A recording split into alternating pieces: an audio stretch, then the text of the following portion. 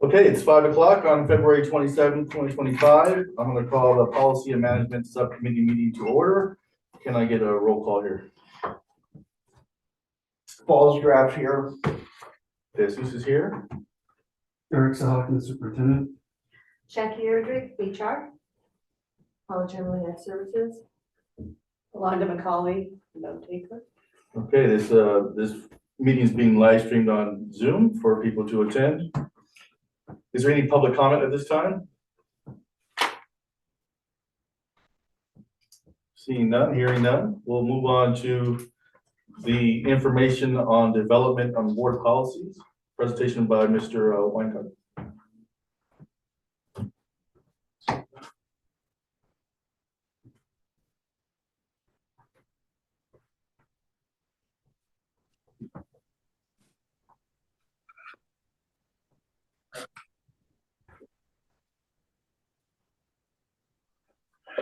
Can you hear me okay?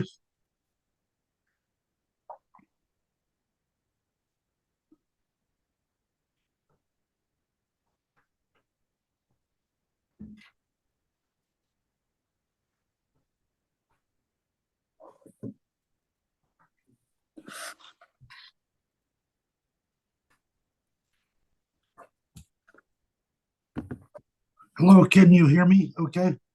It says that I can't start my video because the host has disabled it. I just enabled it, Ron. Oh, great, perfect. But you can hear me. Okay, great. Yes. So I didn't prepare a formal presentation about district policies, but basically district policies, the purpose of district policies is to implement federal law and state law, and in particular, the Education Code and Title V regulations. The board policies need to be consistent with the Education Code, and typically they're written in layman's terms rather than in legal language, so it's much easier for school employees to understand and follow board policies. And also they provide greater detail and direction. So as long as they're consistent, those board policies and regulations can provide guidance to school employees on how to carry out the policies of the board. And so it's really a tool, and one of the best tools for the board to implement its vision, its philosophy, and its thinking about how the staff should implement the policies and move forward with its educational mission.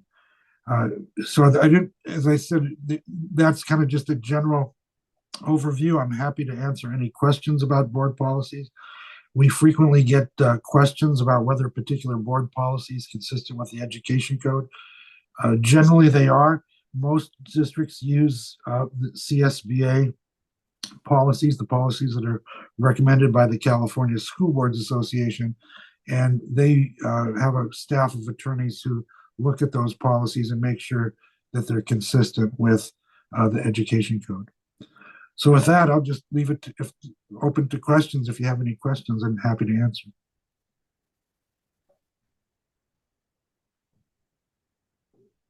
Ron, this is Eric. May I ask a clarifying question? Sure. Just for a community to have a understanding, would you be able to go ahead and differentiate between board policy and administrative regulations? Well, board policies are the overall vision of the board, and they're approved by the board. And then the administration, the superintendent, the assistant superintendents draft regulations that are consistent with those board policies to carry out those board policies.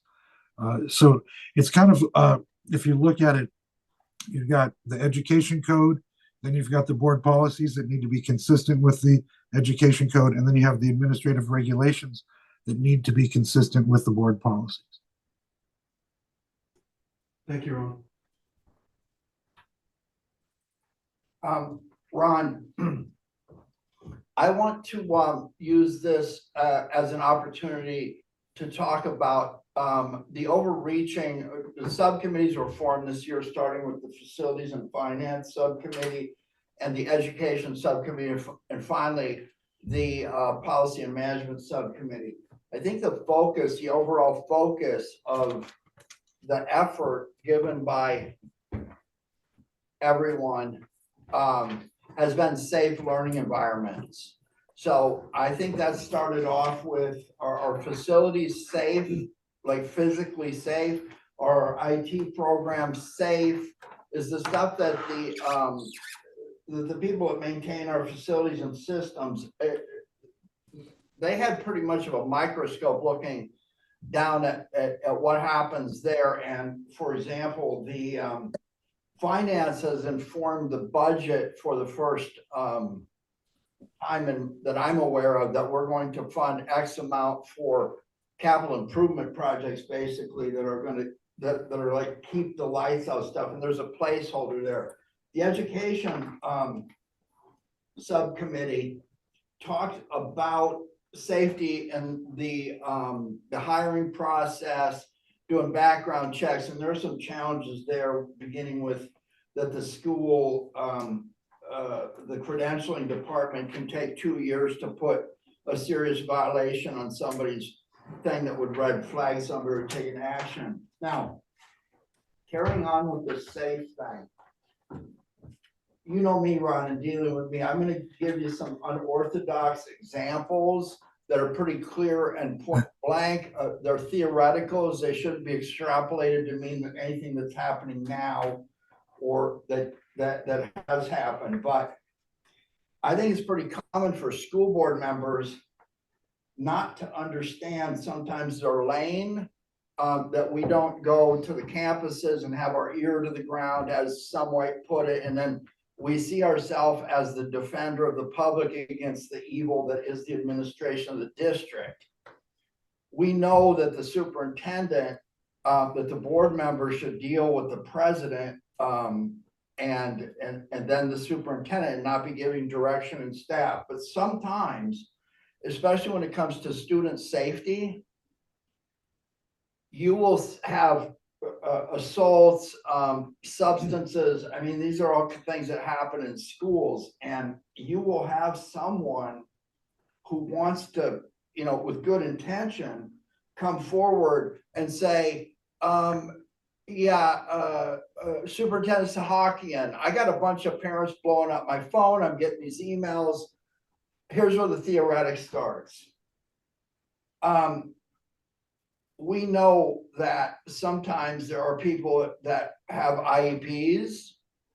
We know that if somebody is involved in something like that, and there's a potential suspension coming on prior to a possible expulsion, that there are certain circumstances that require something called a manifest determination hearing. You know what I'm talking about. Yes, I'm familiar with that process. And you know that that process is very much different than if the average student who did not have some type of accommodation or formally identified eligibility, that there are certain differences when it comes to handling the case. Correct, yes. Right. So let's say I'm the principal and I just say, you know what, the parents are blowing up my phone. I say, hey, look, there's nothing I can do. The district office has my hands tied. And I want that kid out of here. And the principal were to say, well, the kid has a manifest determination hearing coming on. I really can't do anything. It says so in his IP. Tell me what exposures there are potentially for the employee, the principal, and a board member, for example, it involves himself in pressures up on the superintendent. Tell me about, are there liabilities? Are they legal? Are they potentially fiscal as well? Well, let's start with the manifestation determination, that process, and then I can answer your questions. The way it works is when you have a special ed student who engages in misconduct and is recommended for expulsion, federal law says you cannot expel that student before you do a manifestation determination, which means that you have to have a psychologist, other professionals examine the conduct and determine whether the conduct was a manifestation of the disability. If it was a manifestation of the disability, then the student can't be expelled. You have to look at alternate placements for that student. If it was not a manifestation of the disability, then you can go ahead and discipline the student in the same manner as a non-disabled student. So that's why people get frustrated sometimes, because a lot of the behavior is a manifestation of the student's disability. So for example, if you have an emotionally disturbed student who's been identified as emotionally disturbed and he acts out and hits somebody or hits another student, parents want that student expelled or out of there, but it's not that easy to expel that student, because if it's determined that it's a manifestation of the student's disability, you got to come up with some other alternatives. So those other alternatives might be a more restrictive placement, might be private school, it might be putting an aide in the classroom, or some type of behavior plan. So those are the kind of alternatives that you look at. So if you look at it from the perspective of a parent whose child was in the classroom and who may have gotten hit by that student, they're not interested in hearing about all the federal law and the procedures and everything that you have to follow. So that creates a dilemma for everybody, for the board member, for the superintendent, the assistant superintendents, the principal, because that parent wants action, and which is understandable. But like you said, your hands are tied, so you need to follow the process. If you don't follow the process, if you try to cut the process short and just remove the student, you can run into potential liability. First, the parent of the disabled student can sue the district, and the district could be held liable for not following the proper procedure. There could be like a restraining order or court order of some type. There could be damages. So there's got to, you got to weigh all these factors, and there's no simple answer. And a lot you have to determine is, how serious was the conduct by the student? Were there any injuries? How serious were those injuries? Are there other steps that can be taken? So it's a very difficult situation. So, liability, if there's potential liability if you don't follow the federal procedures, but there's also potential liability if you get injured. So there's no simple answers. I'm not sure if I answered your question. Maybe if I didn't, maybe a follow-up question, and I can, get a more precise answer. Let's do this. Let's say I just want to showboat to the community, and I think you're relatively aware of what happened to me recently. So I'm not coming at this from a cold place, but I am put in a position where it's kind of like the community expects, because they voted for you, that you're effective, especially if they know you and you hold yourself out as somebody who's community minded. It becomes very difficult for people to look at you and go, okay, you're just, part of a machine. So if I let that get to me and I start calling up the superintendent saying, you get that kid off that campus, and start using the color of my authority as a board member, at what point do I lose the privilege of my protection? Meaning there's certain things that come with serving as a judge, a police officer, a public servant. But when you step over those and outside of the lines, what are the potential ramifications for somebody like me who just does not and will not listen to policy? I'm above policy. Well, there's some real potential risk there individually. So if you're acting within the scope of your position as a board member, then you're protected. But if you go beyond that scope, then there could be potential individual liability. So what you're describing is a situation where you might have a board member who goes beyond that scope.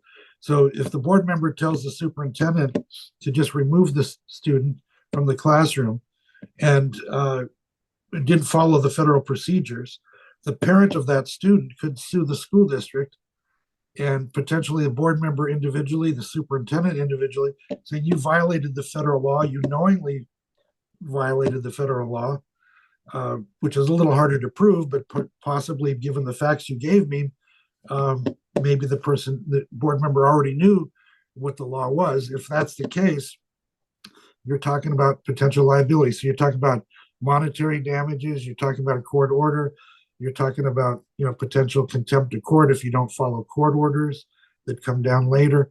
So there's all potential liability if you don't, especially if you knowingly don't follow the law.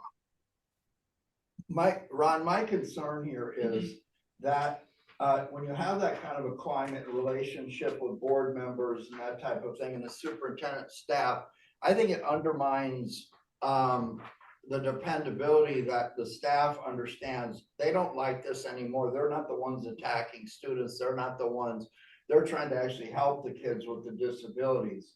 So I think it can escalate pretty quickly into where superintendent and board member relationships and then board member and staff relationships become all awry. And then the next thing you know, staff just learns not to trust to follow the rules because they won't get the support above. That's just my comment. Ron, this isn't accusatory or anything like that, but I think that the current board policies on suspension, expulsion, and what the due process policies are, that the 1, 2, 3 do this, then this.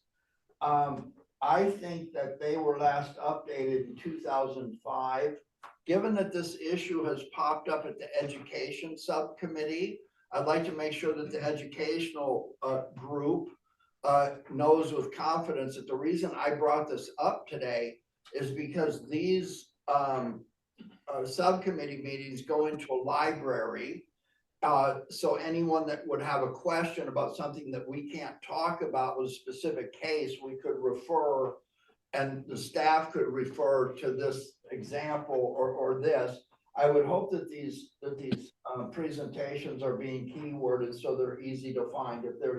If we discussed expulsion here, whatever we discuss here, that people could go here. I think this is a handy tool for people who are thinking about coming to work here so they can understand what we're serious about. I think it's a handy tool for someone who wants to become part of a committee, safety committee, a parent group. And I think when it can be used as a training guide for somebody that wants to get on the board and get the basic, how do you stay out of trouble rules out of the way.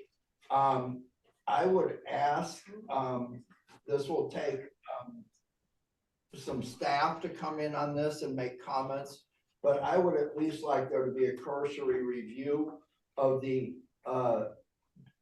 5144.1 district school board policy to make sure that there's nothing missing, that the language is clear, and that we are ready to post this up along with this presentation when the time is right. I'll yield the floor to the chair. Thank you.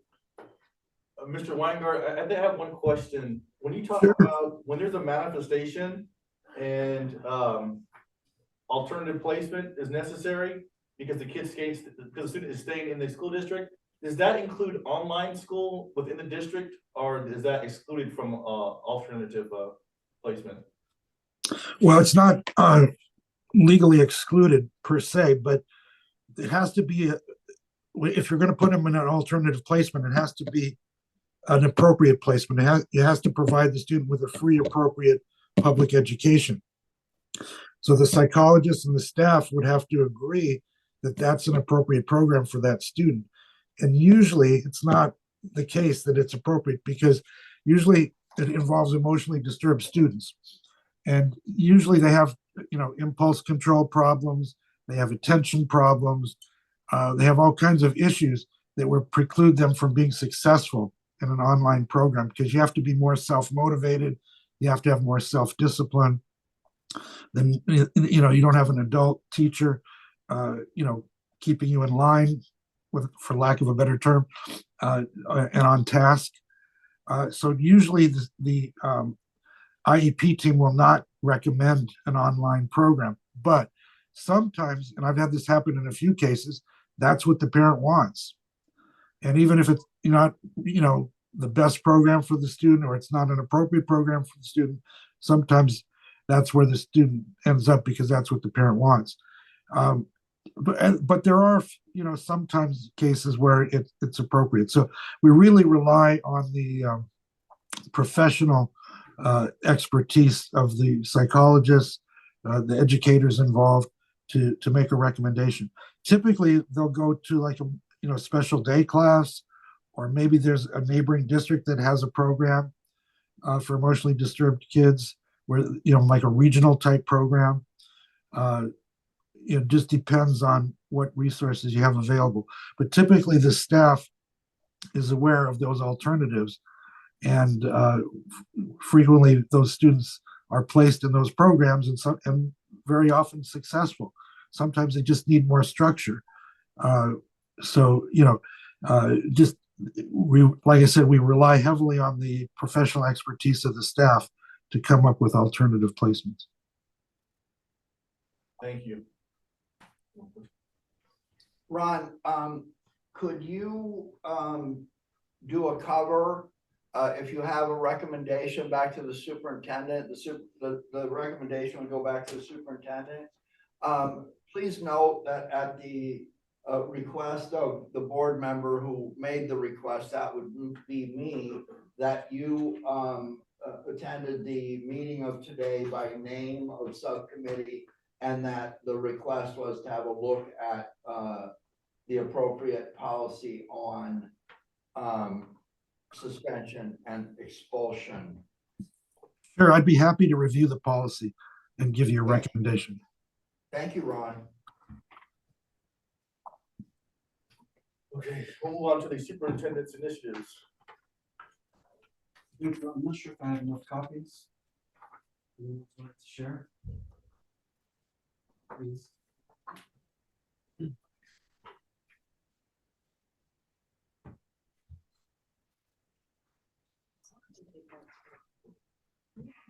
If you don't want one, I won't be offended. Thank you, Alex, for projecting. So the focus with these initiatives is to ensure a collective platform, bless you, between our newly formed subcommittees, a couple of plans that we have in place that really kind of drive the initiatives, such as strategic plan that we updated all the way through 2030, as well as the LCAP plan, local control accountability, to make sure that all of these align. My efforts need to be aligned as well to support the growth of every student in our district. So with that, Alex, if you don't mind, thank you. So goal number 1, ensure, maintain, expand, and advance a robust and rigorous academic program. And of course, we're in the business of teaching and learning, and academic and student achievement is high on the priority list as number 1. So what you'll see here, in order to ensure, maintain, expand, and advance our academic programs, is to expand my efforts and maintain efforts with the governing board, school site leadership to be enhanced and to be consistent at the sites, teachers and staff and all appropriate educational partners to ensure that all AAUSC students are engaged with a rigorous and robust academic learning program in both Gen Ed as well as SPED. What you'll see here are hyperlinks that will be at towards the end of the presentation in terms of some of the work that's already being done. We have quite a few initiatives and efforts in place. Thank you to teams and staff of AAUSD. So for example, our professional development for educators, we have a professional development council.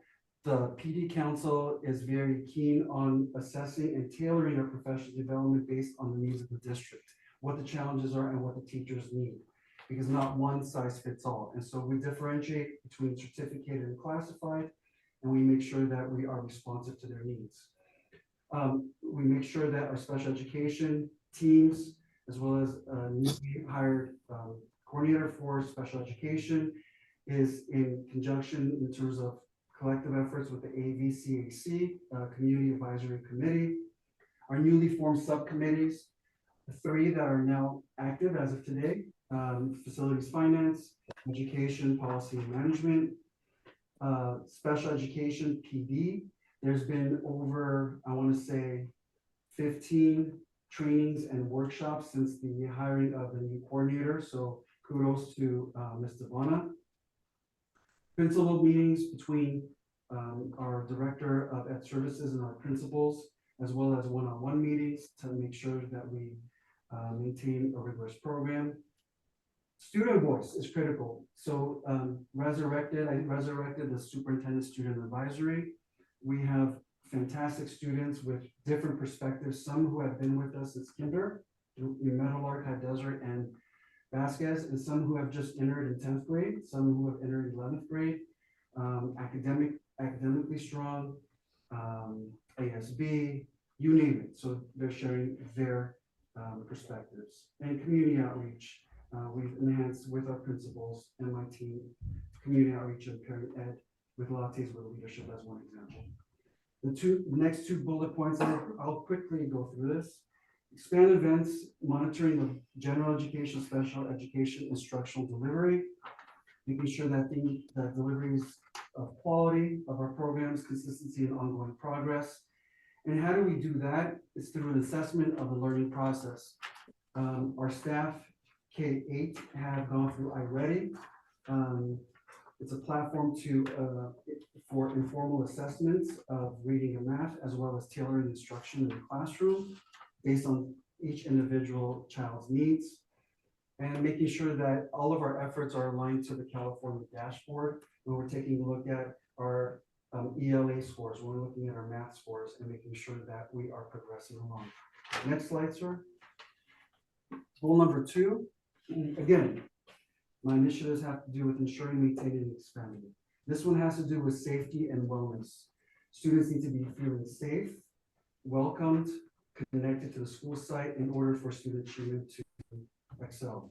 So with that, expanding programs and learning opportunities for both gen ed and special education students are in development in these areas. How we do this is with SEL curriculum, such as Second Step, PBIS, Positive Behavior Intervention Support Rewards as incentives at our sites. Navigate 360 is another platform. Existing grants and new grant applications to enhance our mental health awareness and services.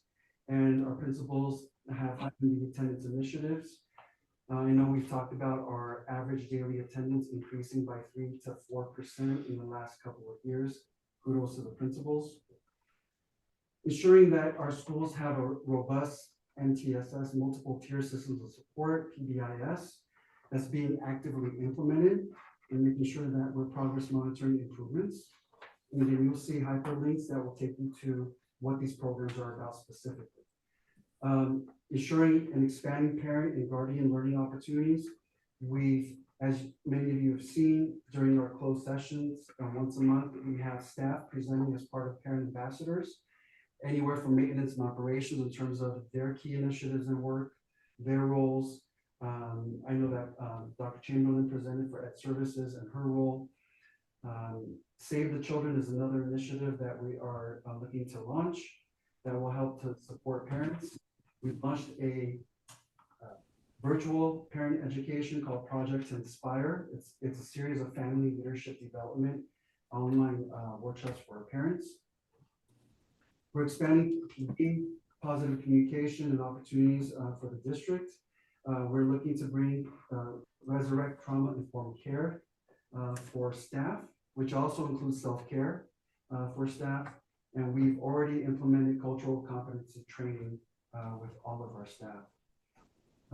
Advancing safety of ADUSD facilities through site assessments and improvements for the safety of our students. Our Department of Justice grant, Department of Justice stop grant specifically addresses the implementation of safety measures and training. We have a principal here, Mrs. Van Ornum.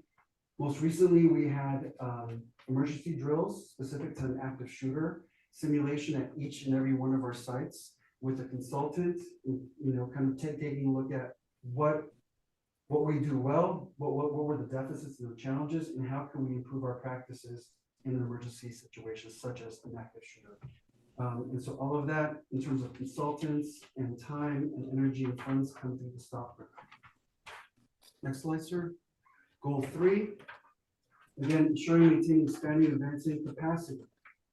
When I look at capacity, that has to do with our enrollment, our programs, and then opportunities for our students. So you'll see those 3 sections in the next 2 slides, including this one.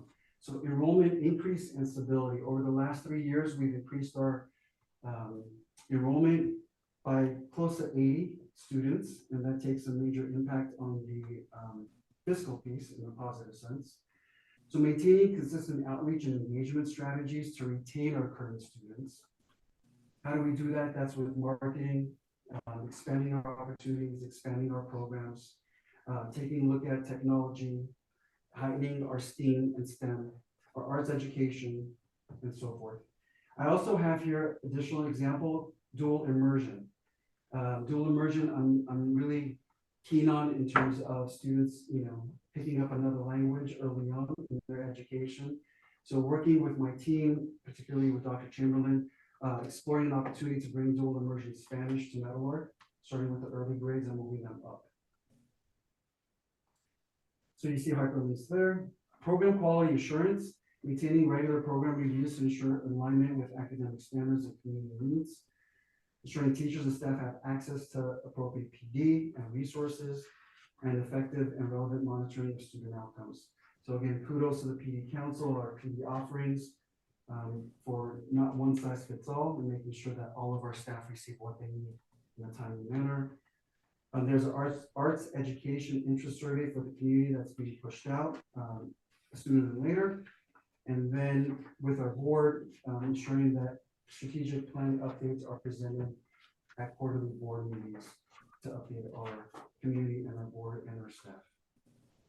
Continuing with the last slide for goal 3, opportunities, accessibility, and support, expanding partnerships with local organizations. So looking to expand our programs and offerings. So a Marine JROTC is on the horizon. We are planning for a visit from JROTC Marines to the Vasquez site to make sure that we have the means, facilities, and capacity to actually host a JROTC, which will be exciting. I know the community's been asking for quite some time.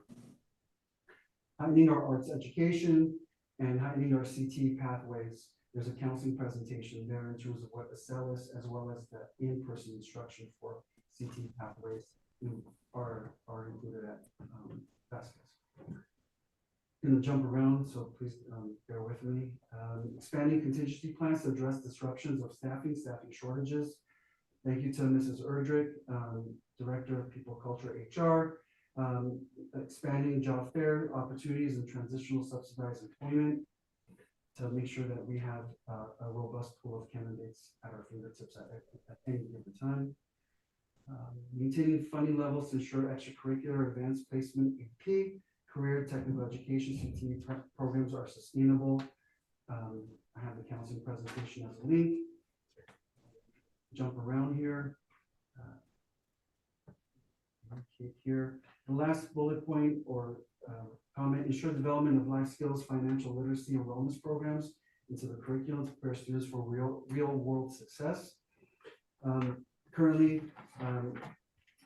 keeping our fingers crossed, I applied for a community schools grant through CBE, California Department of Education, to leverage resources and bring community partners to our sites when it comes to additional counseling supports, parent education, and the next slides are just the hyperlinks to all of the documents that help kind of substantiate the goals moving forward. My intention is to actually bring this to the board, a regular board meeting, and to kind of go through this a little bit more in depth and to take additional questions.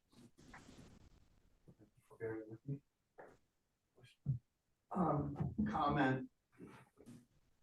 I would hope that the updates, that you can give updates as necessary to the subcommittees and include that kind of like, 30,000 foot stuff.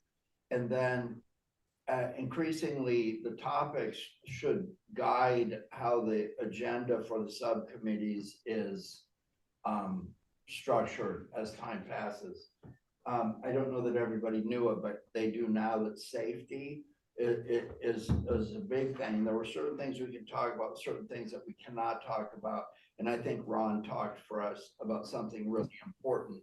I think, for example, that everyone should realize that the reason for the manifest determination is not to figure out how to punish the person, but mainly to how to figure out, well, wait a minute, are we doing what we're supposed to do? How can we loop back with these community programs?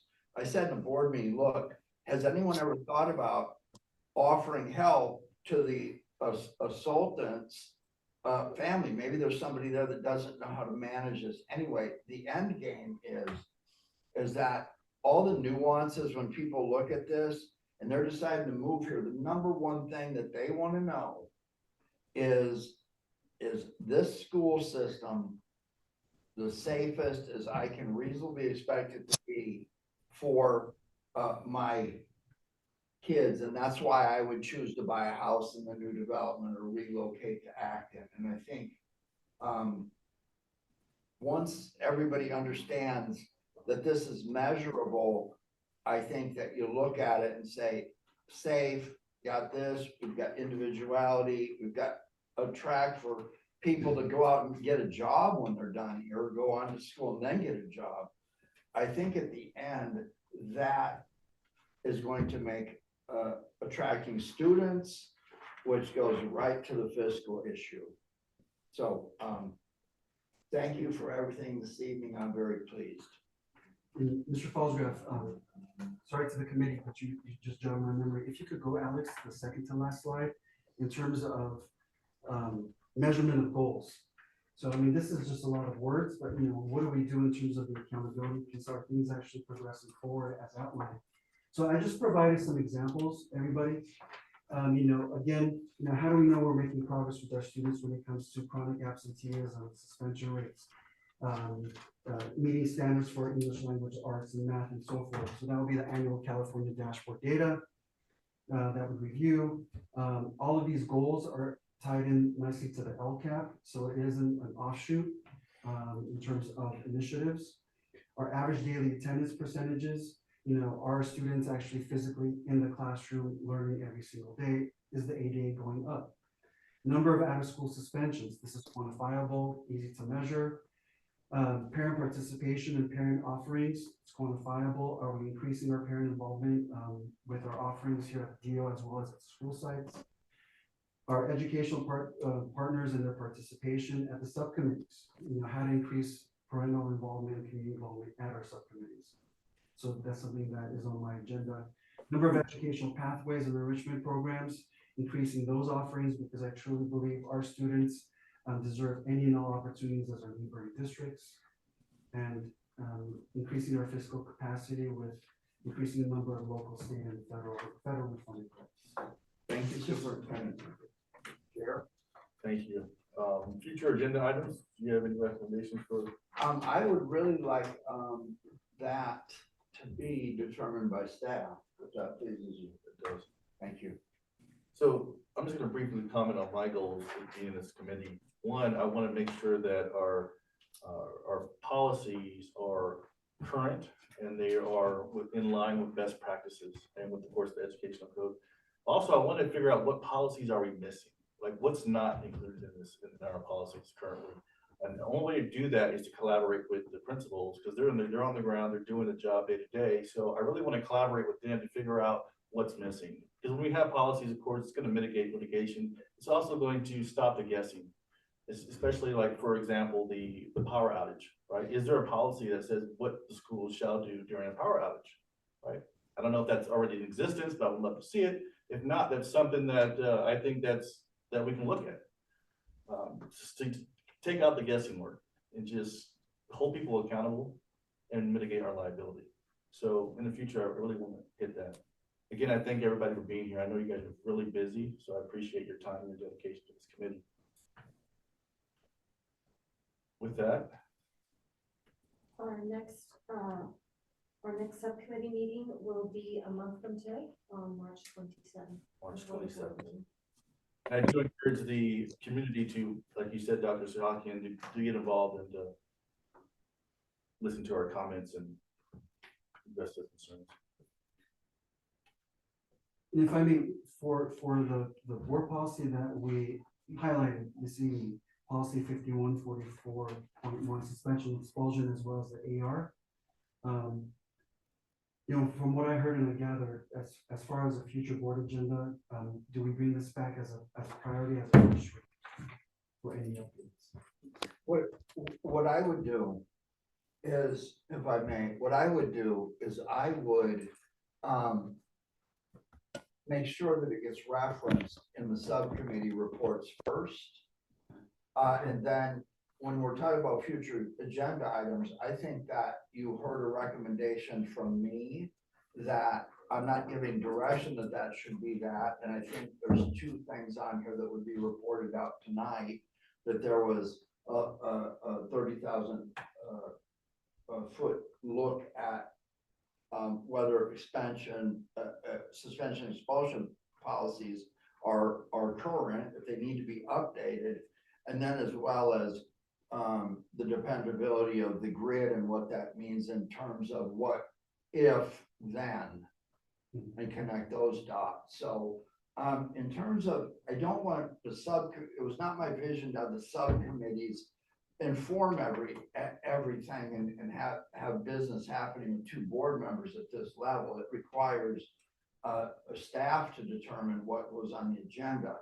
But I do think that these subcommittees, when the stuff does come on the agenda, rather than looping through and get board member comments, because they can be driven by just about anything, the appropriate thing to do is have someone summarize what came out of the subcommittee. Can the subcommittee make a recommendation on this that we could all support? So it takes a lot of the individual discussion out.